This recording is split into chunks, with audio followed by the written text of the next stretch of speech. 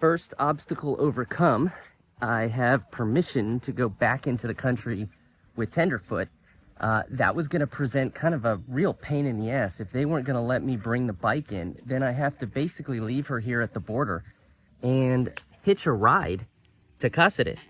Not that that's, insurmountable or that nobody's coming and going, but, time and effort and lack of language skills and all of that complicate things. So I'm allowed to bring tenderfoot in. I can still go back and forth. I'll be back presumably by the end of the day. And we're going. Strange days indeed. Just came from the Bolivian consulate here in Cáceres. Got here no problem. The consulate very promptly informed me that they don't have the visa document that I need. It is a document, it's a piece of paper or some sort of a, sticker or something, and they don't have it. They've asked for more, but they don't have it, and you need that physical document. They then very obligingly called forward to San Mateus, who also confirmed, yeah, we don't have it, and also checked to see if they could give me some sort of a 2-day or 3-day pass to carry on to San Ignacio or to Santa Cruz de la Sierra, which is a big city. No. They then, San Mateus called San Ignacio to see if they have one. They said they don't. And so it was very quickly looking like I'm going to have to go all the way down to Corumba, which is like a minimum of 2 days and 1,000 kilometers south and then west. It's a haul. Meanwhile, Jess is getting absolutely poured on. She's hunkered for the time being, but she's not going to come back to meet me to then do this haul with me. She's not able really to go forward at this point because it's absolutely pissing. And so she's a bit stuck for just the moment. So they then do some calls and things happen behind the scenes. And it turns out that there is just one of these visa documents or stickers appropriate for North Americans meaning United States, because Canadians don't need it. There's just one of them in the San Ignacio border crossing area, which itself isn't a border crossing. It's a migration post that's about 100 kilometers from the kind of just dirt like road crossing that people use. I mean, formally, but informally, there's no posts there. But you cross and then you sort of have free access to make it to San Ignacio. If you go past that, you're illegal, right? You're invading. Turns out they have one. The guy called them and said, hold it for my American friend here. He wants it, and he's worried that you're going to give it away, but he's very pleased that you have it. So they are presumably holding it for me. I was clear to say it's doubtful that I'll make it because it's 3 hours to that border crossing minimum. That's if the weather holds up on this side, and it's been on and off. And then I have to cross, and then it's another 100 kilometers approximately to San Ignacio. So it's unlikely I make it. I'll make it tomorrow. Plus, if it's pissing down in that area, it's unsure what's going to happen in that whole area there. So best case, I'm going to make it just across the border today. Jess is probably going to hunker down and then set out early tomorrow and meet me where I stay, probably in Asunción, and then we will go together to San Ignacio and get me legal. Anything can and has been happening in that process.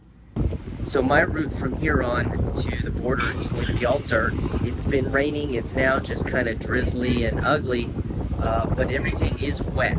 Now, he was saying that it's a dangerous route, and I was trying to understand it, and it sounds like it's more because of asaltos, not specifically because of the quality of the road. So, of course, he's telling me to go back to Cáceres and go the way I tried to cross this morning. But either way, there's this road that is supposedly dangerous and dirt, and then there's the road that Jess needs to do tomorrow that is dangerous and dirt. So I've already done about 500 kilometers today. It's rainy, it's ugly, it's windy. I'm thinking that the gods are telling me to hunker down in this town, which is the last town on this route to the border. There doesn't seem to be anything else, and there certainly don't seem to be any kind of hotels or anything. And after a day like this, it might be better to just attack that route in the morning. Rain has halted just long enough to be able to step out from under cover. It's still sprinkling, but it was the right move now at 3:30 in the afternoon with a good 2 hours of dirt to do just to get to the border, and then from there, not sure. It was the right move to hunker down at this hotel. The unsung hero of today's calamities and just series of like misfortunes and setbacks is GoRUFFLY, which is this eSIM that we're using because our T-Mobile gives us like a drip drop of data internationally, right? You got to buy the roaming and it's just brutally expensive. And so we have struggled with various sort of services and providers with very, very poor results. And so we've been using this GoRUFFLY eSIM, which is kind of one of these, like you pick your country or you pick your region or whatever it is. And it's been giving us like a solid, if not 5G, definitely like a 4G. So a website loads, right? I did some cockpit reviews over WhatsApp of some builds that are in progress, and I was able to actually load the videos and actually respond to the team and give them guidance. It is just absolutely a game changer, at least in terms of, or not only in terms of, your kind of peace of mind of being connected to run the business while you're like not just on the road, but sort of getting the runaround.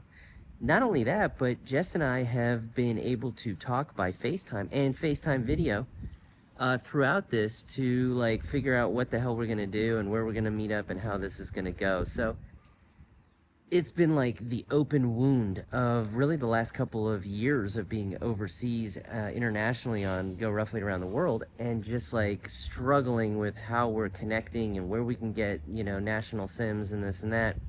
So huge discovery, and really couldn't be happier at this point.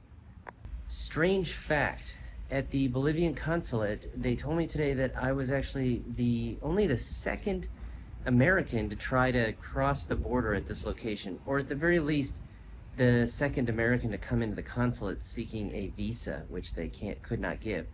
So that's, I guess that speaks to like the infrequency of the use of this border between Brazil and Bolivia, at least by our country people. Cat.